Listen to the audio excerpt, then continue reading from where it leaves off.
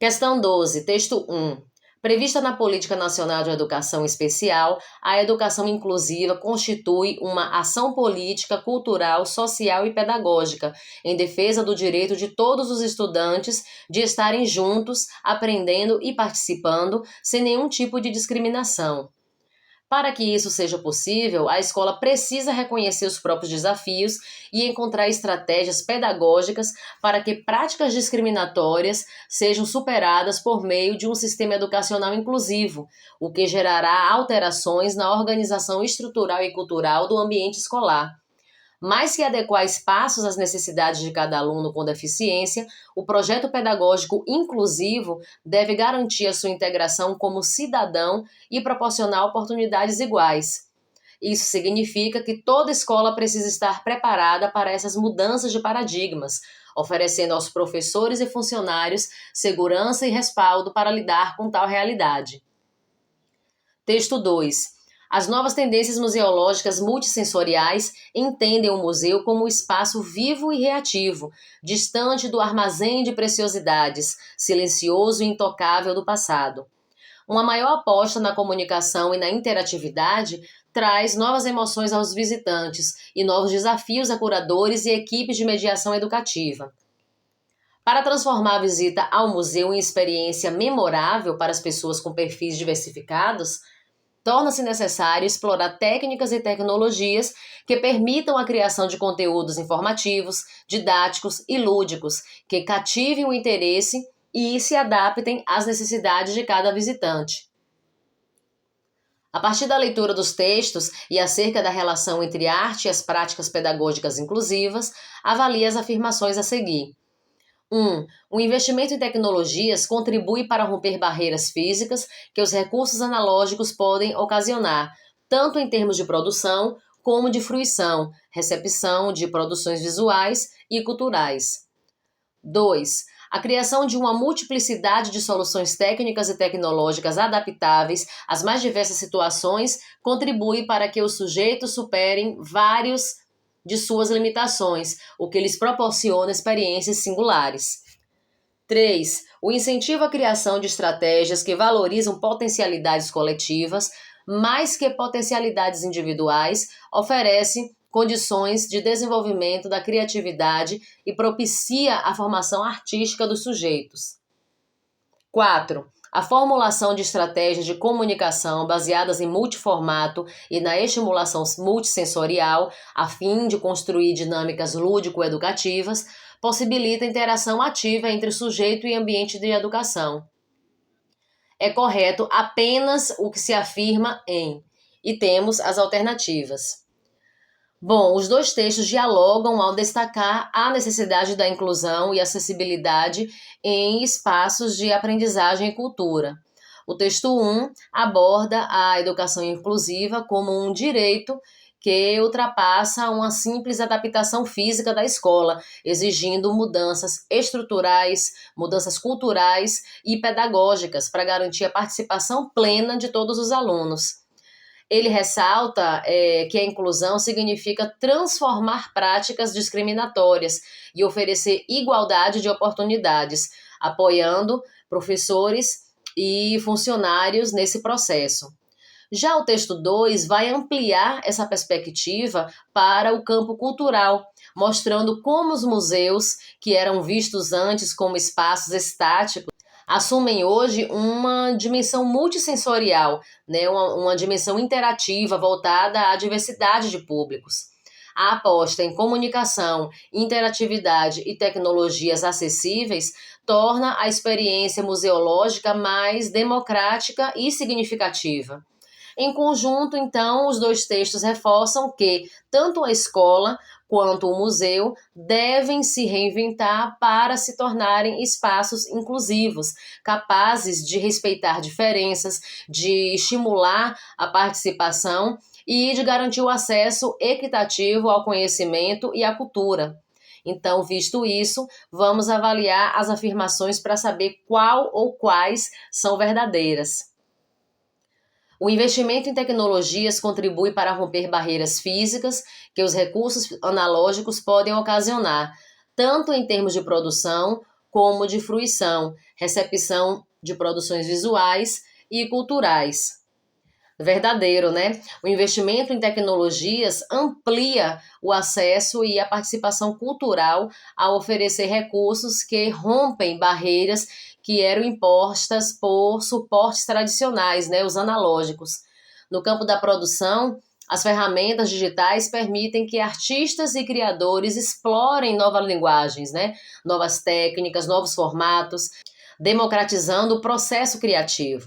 Já na fruição e recepção, a tecnologia favorece a acessibilidade. As pessoas com deficiência visual, por exemplo, podem contar com descrições em áudio, pode contar com mapas táteis, com recursos sonoros. Pessoas com deficiência auditiva podem acessar legendas, intérpretes virtuais. Visitantes de museus podem interagir com acervos digitais, independentemente de limitações físicas ou geográficas. Assim, as tecnologias não apenas rompem barreiras, mas também expandem o alcance da arte e da cultura, tornando-as mais inclusivas, mais participativas, mais plurais. Exemplos disso são os totens interativos, os painéis digitais, as lousas digitais, os tablets, entre outros recursos. 2. A criação de uma multiplicidade de soluções técnicas e tecnológicas adaptáveis às mais diversas situações contribui para que os sujeitos superem várias de suas limitações, o que lhes proporciona experiências singulares. Verdadeiro. A tecnologia, quando pensava de forma inclusiva, não é apenas uma ferramenta, mas mediação de experiências únicas. A criação de múltiplas soluções técnicas e tecnológicas, como, por exemplo, softwares de acessibilidade, de realidade virtual, audiodescrição, tradução em libras, impressão em 3D, plataformas interativas, tudo isso amplia o campo de atuação dos sujeitos, né? Permitindo que cada um supere barreiras específicas. Podem ser visuais, auditivas, motoras, cognitivas. É mais que compensar uma limitação. Essas soluções produzem novas formas de vivência cultural e educacional, gerando experiências singulares que não se reduzem a cópias da experiência dita padrão. Isso significa que a tecnologia inclusiva não é apenas uma adaptação, mas também uma abertura para criar novos modos de sentir, novos modos de interagir, de aprender com o mundo. O incentivo à criação de estratégias que valorizam potencialidades coletivas, mais que potencialidades individuais, oferece condições de desenvolvimento da criatividade e propicia a formação artística dos sujeitos. Está errado porque está evidenciando que as potencialidades coletivas, valorizadas mais do que as potencialidades individuais, vão oferecer essa condição de desenvolvimento na formação artística dos sujeitos. E, na verdade, é o contrário. A formulação de estratégias de comunicação baseadas em multiformato e na estimulação multissensorial, a fim de construir dinâmicas lúdico-educativas, possibilita interação ativa entre o sujeito e o ambiente de educação. Verdadeiro. O uso de estratégias multiformato, texto, imagem, vídeo, som, performance, aliado à estimulação multissensorial, visão, audição, tato, olfato, movimento, cria dinâmicas lúdico-educativas capazes de transformar a relação do sujeito com o ambiente de aprendizagem. E por que isso é importante? Bom, porque estimula diferentes estilos de aprendizagem, visual, auditiva, sinestésica. Promove maior engajamento e participação, porque o estudante não é apenas um receptor das informações, e sim coautor da experiência.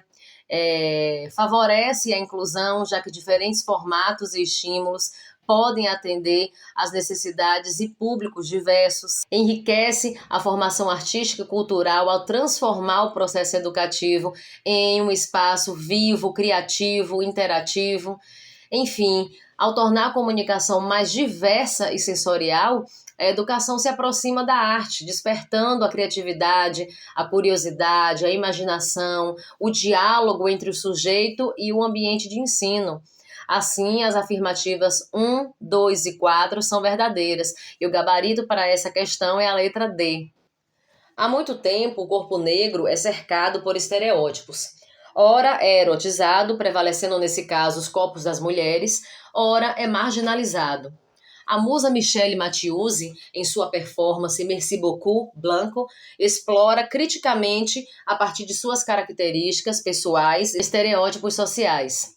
Assim, a artista, ao tratar da violência e da tortura oriundas do período escravocrata, evoca leituras relacionadas à ignorância e negligência de um passado escravagista que se perduram até a contemporaneidade. A partir das informações apresentadas, é correto afirmar que a artista questiona, com seu trabalho, o que é o corpo feminino negro por meio da criação de personagens fictícios. B. A arte contemporânea, tal como a performance de Michelle Mathieusi, equipara um tipo de arte engajada e pós-colonialista à arte dita de cultura dominante. C. A performance da artista aborda o corpo negro feminino permeado por classificações sociais de identidade baseadas em discursos heteronormativos, padrões de anatomias, forma e cor sobre o corpo. D. A arte política e socialmente engajada surgiu a partir da efetiva aplicação da legislação que prevê o ensino da história e das culturas brasileira e africana em todos os níveis de ensino. E. O uso do próprio corpo em performance por mulheres contradiz as reflexões características do feminismo, que critica o corpo feminino objetificado. Vamos falar um pouco sobre a Michelle Mathieusi e sua performance. Michelle Mathieusi é uma artista brasileira que atua sobretudo na performance, além da fotografia e do vídeo. E ela explora o corpo como território de memória, de resistência e de crítica social. A sua obra é atravessada por questões de raça, gênero, sexualidade, colonialismo, colocando em evidência a forma como o corpo negro, especialmente o corpo feminino, foi historicamente construído, né? Como foi erotizado, marginalizado e violentado. Como principais características da sua produção, temos o corpo como discurso, onde a própria presença física é usada para confrontar o espectador, sendo sujeito e objeto da experiência estética, memória e violência, que evocam as marcas da escravidão e do racismo estrutural no Brasil, denunciando como esses traços ainda permanecem vivos no presente. Assim, a artista propõe essa provocação estética, onde ela se coloca em situações limite, muitas vezes desconfortáveis, para deslocar o público de uma postura passiva e dimensão decolonial, quando usa sua arte, né, para questionar os padrões eurocêntricos de beleza, de comportamento, de representação, criando novas narrativas sobre a existência negra. Na performance mostrada na questão, a Michelle Mathieusi explora o corpo negro feminino como alvo de classificações sociais, de classificações políticas, estéticas, e ao mesmo tempo ela denuncia a ignorância e a negligência com relação ao passado escravagista no Brasil, que continua a reverberar em violências contemporâneas, que vemos, infelizmente, todos os dias. A obra se insere em um campo de arte política e engajada, revelando que o corpo é um campo de luta simbólica e real. Mathieusi é considerada uma das vozes mais potentes da arte contemporânea brasileira, propondo esse debate sobre arte decolonial e feminismo negro. Sua prática vai além da estética, é também um gesto de resistência, de enfrentamento, de criação de novas possibilidades estéticas. Ela faz da arte um campo de disputa política e estética, onde o corpo negro não é apenas um espaço de opressão, mas, sobretudo, de potência criativa e transformadora. A questão pede a alternativa correta a partir das informações apresentadas. Então vamos rever essas alternativas e analisar. A artista questiona com seu trabalho o que é o corpo feminino negro por meio das criações de personagens fictícios. Falso. Matiusi não cria personagens fictícios. Ela usa o próprio corpo, o seu corpo real, como campo de reflexão crítica. B. A arte contemporânea, tal qual a performance de Michele Matiusi, equipara um tipo de arte engajada e pós-colonialista à arte dita da cultura dominante. Falso. Parece correta porque a performance é crítica e engajada, mas o texto não afirma se ela equipara a sua arte à da cultura dominante.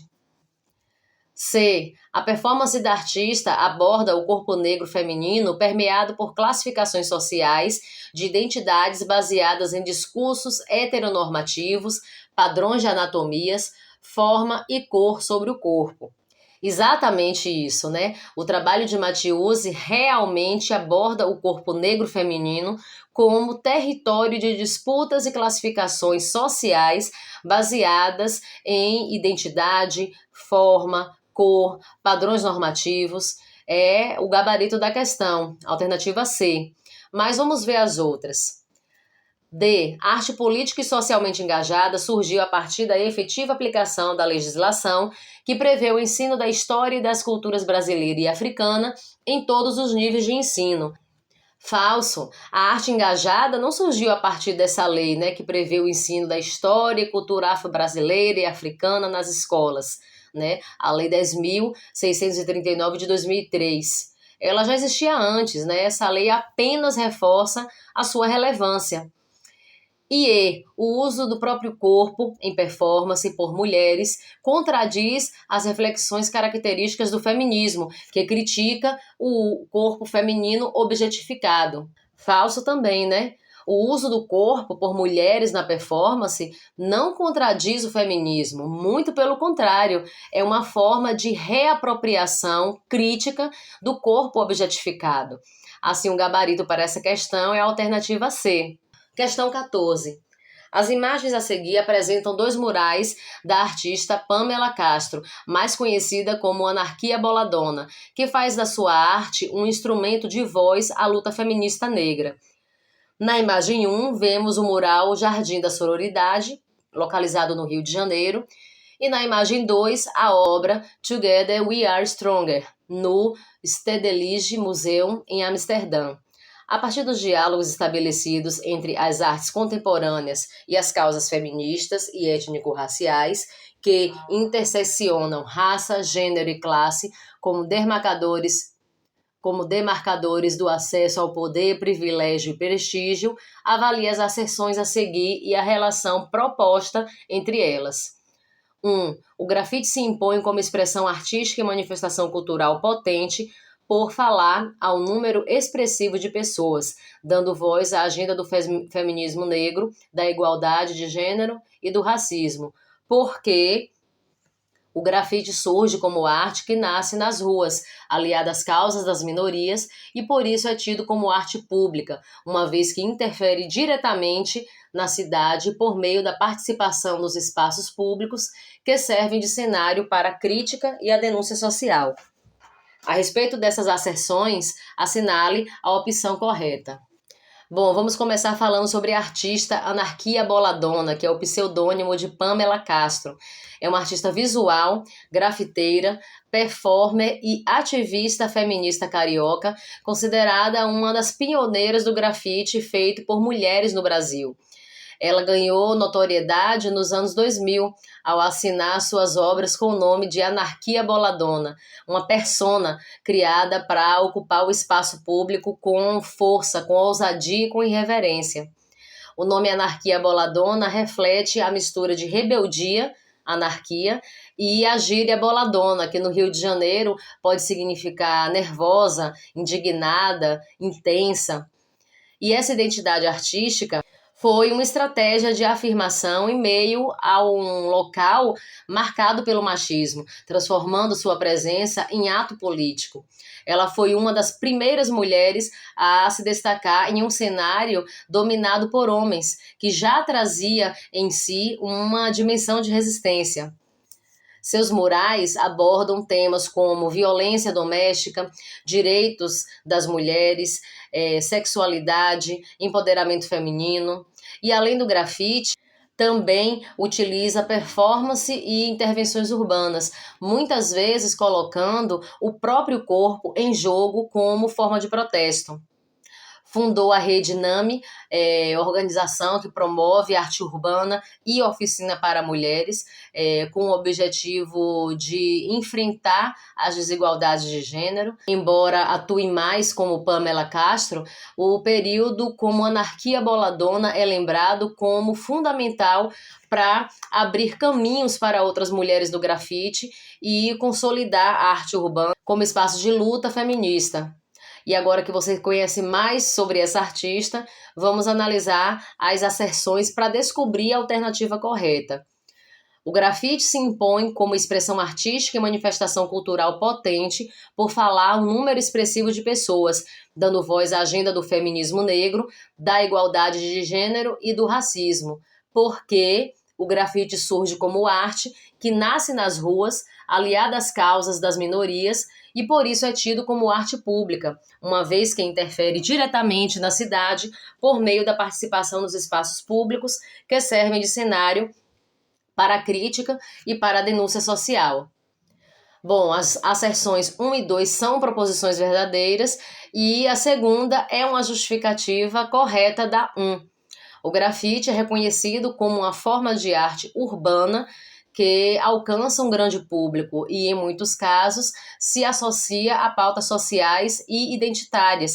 O grafite é arte urbana que se apropria do espaço público e, em muitos contextos, está vinculado às vozes marginalizadas e à contestação social.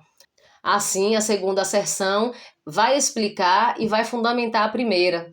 O grafite fala a muitas pessoas e dá voz a agendas sociais justamente porque nasce nas ruas como arte pública, crítica e engajada. Então, o gabarito da questão é a alternativa A. Questão 15. O artista Denilson, da etnia Baniwa, reivindicou a antropofagia como pensamento indígena apropriado por Oswald de Andrade. Ora, a reapropriação da apropriação não é uma questão menor. A arte indígena nunca foi reconhecida como arte pela cultura brasileira. Assim, a reivindicação dos artistas indígenas suscita perguntas.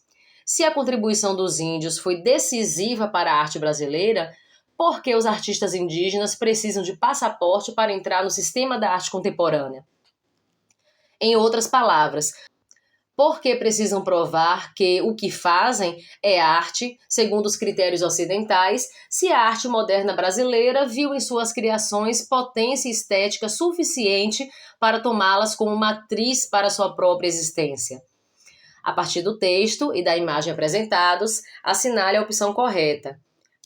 A. Os meios utilizados para a produção da obra de Denilson Baniwa fundam-se nos atuais recursos da arte contemporânea, descaracterizando-a como arte indígena. B. A arte indígena, como a obra de Denilson Baniwa, compõe o corpo de objetos artísticos brasileiros e somou-se à renovação e à criação estética do modernismo no Brasil.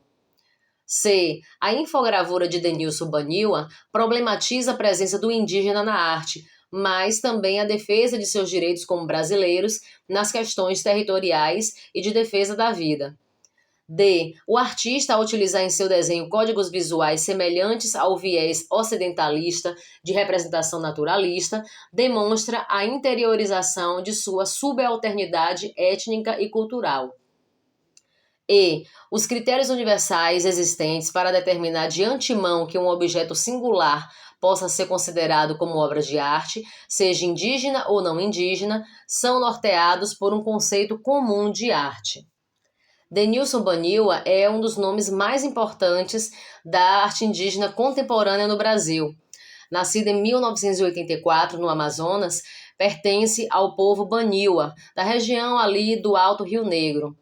Sua trajetória mistura ancestralidade indígena com linguagens contemporâneas da arte, transitando entre pintura, performance, instalações, ilustração digital e intervenções urbanas. Ele se autodefine como artista indígena contemporâneo, quebrando a ideia de que o indígena só pode produzir dentro do que é chamado de artesanato tradicional. Sua obra questiona estereótipos e mostra que os povos indígenas estão presentes no presente e no futuro, e não apenas presos a um passado romantizado ou folclorizado. E nesse contexto, o diálogo com pensadores indígenas como Krenak e o próprio Denilson Baniwa contribui muito para o entendimento de que os povos indígenas não partilham dos mesmos conceitos de arte que predominam no pensamento ocidental. Entre os temas mais recorrentes em sua produção estão o colonialismo e resistência, com críticas às violências sofridas pelos povos originários desde a invasão europeia, as cosmologias indígenas, com a presença de mitos, espíritos e saberes tradicionais Baniwa em diálogo com o mundo contemporâneo, além do choque cultural e hibridismo, né, onde há uma mistura de referências da cultura pop, como as histórias em quadrinhos, os games, os ícones midiáticos, enfim, juntamente com as narrativas indígenas. Seu trabalho é, ao mesmo tempo, estético e político, denunciando a exploração da Amazônia, o genocídio indígena e o racismo estrutural. Veja agora alguma das obras do artista. Aqui, essas imagens fazem parte do ensaio artístico da revista Observatório do Itaú Cultural. Inclusive, é uma dica para quem não conhece, vale muito a pena, está disponível virtualmente e de forma gratuita. Vou deixar aqui o link nesse vídeo.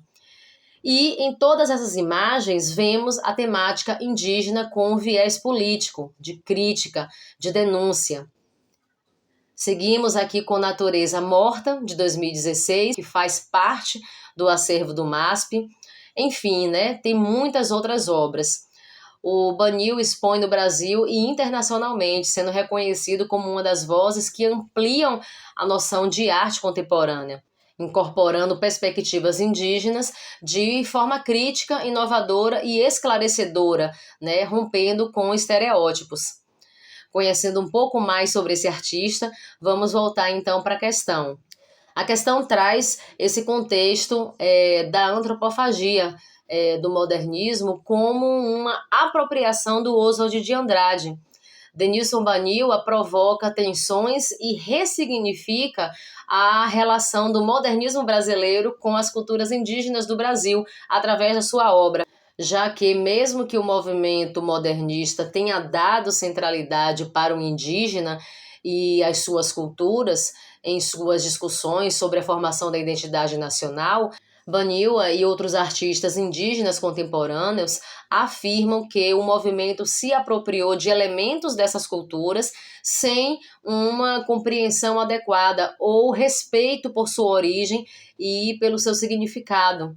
E aí vem a pergunta: por que os indígenas precisam provar que o que fazem é arte, segundo os critérios ocidentais, se a arte moderna brasileira viu em suas criações potência estética suficiente para tomá-las como matriz para a sua própria existência? E existem 4 trabalhos que eu quero mostrar para falar dessa questão. O primeiro é Re-Antropofagia, de 2019.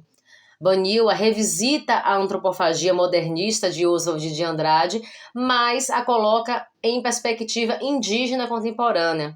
Ao invés de apenas devorar a cultura europeia, o artista propõe uma reinterpretação crítica. Quem devora quem?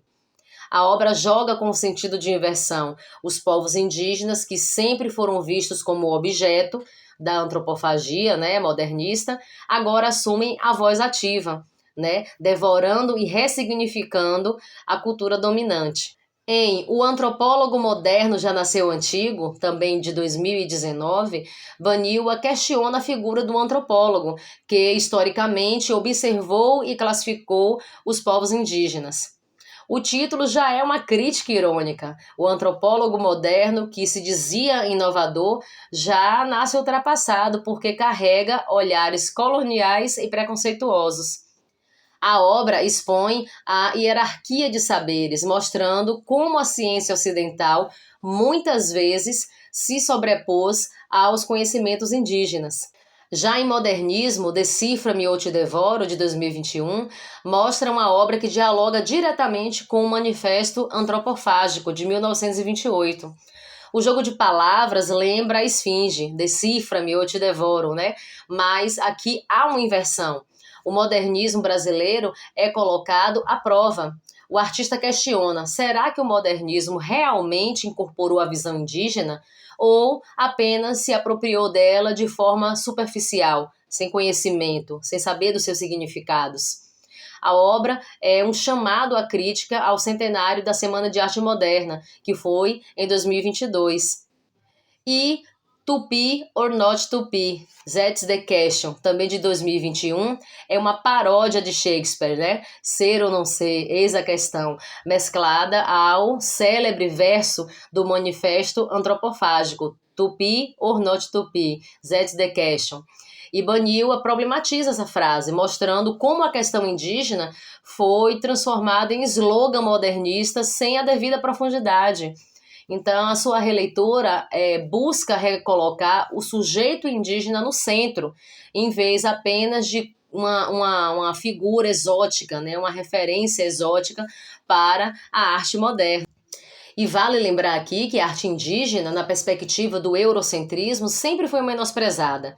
Até porque, historicamente, no Ocidente, os artefatos produzidos por povos não europeus foram sempre descritos e avaliados com base em categorias binárias, que a arte verdadeira era a europeia e outros objetos utilitários sem valor artístico eram os não europeus. Então, quando surge o movimento modernista no Brasil, principalmente na sua fase inicial, vários modernistas brasileiros foram influenciados pela tendência ao primitivismo modernista. E como também já foi dito aqui, o movimento modernista se apropriou desses elementos, né, dessas culturas, sem ter uma compreensão adequada ou um mínimo de respeito por sua origem e significado. E o artista, Denilson Baniwa, desconstrói o modernismo a partir de suas obras. Então vamos analisar as alternativas dessa questão e ver qual delas está correta. A. Os meios utilizados para a produção da obra de Denilson Baniwa fundam-se nos atuais recursos da arte contemporânea, descaracterizando-a como arte indígena. Falso. Por que os atuais recursos da arte contemporânea vão descaracterizar a arte indígena? A arte indígena é só a produção tradicional? Paramos em qual século para analisar isso? Os trabalhos do Denilson Baniwa utilizam recursos da arte contemporânea, né, como instalações, performances, colagens digitais, vídeos, mas isso não descaracteriza sua obra como arte indígena. Muito pelo contrário, ele articula linguagens contemporâneas com a cosmovisão, com a memória, com narrativas, com símbolos indígenas, reafirmando sua identidade enquanto artista indígena e quanto artista contemporâneo. Ou seja, a sua arte é indígena e contemporânea ao mesmo tempo.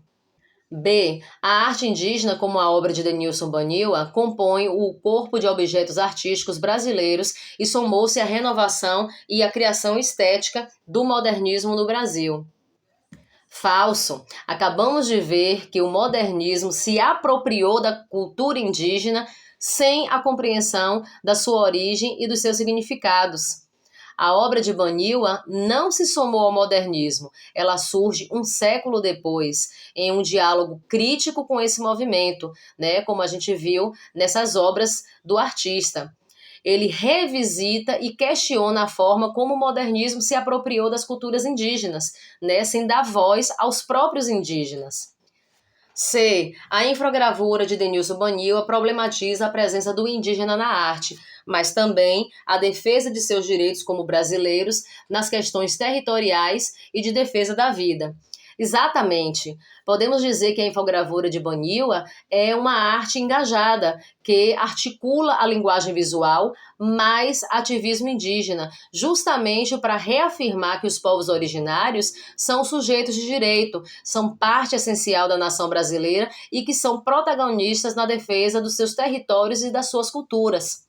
O Baniwa atua na arte quando questiona como o indígena foi representado aí ao longo da história da arte brasileira, muitas vezes como objeto exótico ou como símbolo nacional, mas raramente como sujeito ativo e criador, e desconstrói estereótipos propondo novas narrativas, né, em que o indígena fala por si só, usando linguagens contemporâneas como a ilustração digital, o design gráfico, a performance, a apropriação crítica de símbolos modernistas. E, além disso, a infogravura de Baniwa também atua na vida social e política, já que suas obras não se limitam ao campo estético apenas, mas trazem esse forte teor de denúncia e de ativismo. Ele defende os direitos dos povos indígenas, principalmente em relação à terra, à identidade cultural e à preservação da vida diante as ameaças ambientais e sociais que tanto sabemos que ainda existem, infelizmente. Assim, a arte se torna uma forma de resistência, de memória e de luta política. A alternativa C, então, é o gabarito para essa questão. Mas vamos continuar vendo aqui as outras. D. O artista utilizar em seu desenho códigos visuais semelhantes ao viés ocidentalista de representação naturalista demonstra a interiorização de sua subalternidade étnica e cultural. Falso. Embora o artista, de fato, utilize códigos visuais semelhantes aos viés ocidentalista, isso não significa submissão ou interiorização da sua subalternidade. Pelo contrário, o Baniwa apropria-se criticamente desses códigos e ressignifica esses códigos dentro da sua obra. O seu gesto é de reversão da lógica colonial, ou seja, usar a própria linguagem do colonizador para ironizar, para denunciar e desconstruir os estereótipos impostos aos indígenas. E isso é um ato de resistência cultural e não de submissão. Portanto, o uso de linguagens visuais ocidentais por Denilson Baniwa não descaracteriza sua arte como indígena, mas, ao contrário, né, fortalece como indígena contemporâneo, né, como crítica e como política. E letra E, os critérios universais existentes para determinar de antemão que o objeto singular possa ser considerado como obra de arte, seja indígena ou não indígena, são norteados por um conceito comum de arte. Falso. Não existem critérios universais fixos que determinem o que é ou que não é uma obra de arte.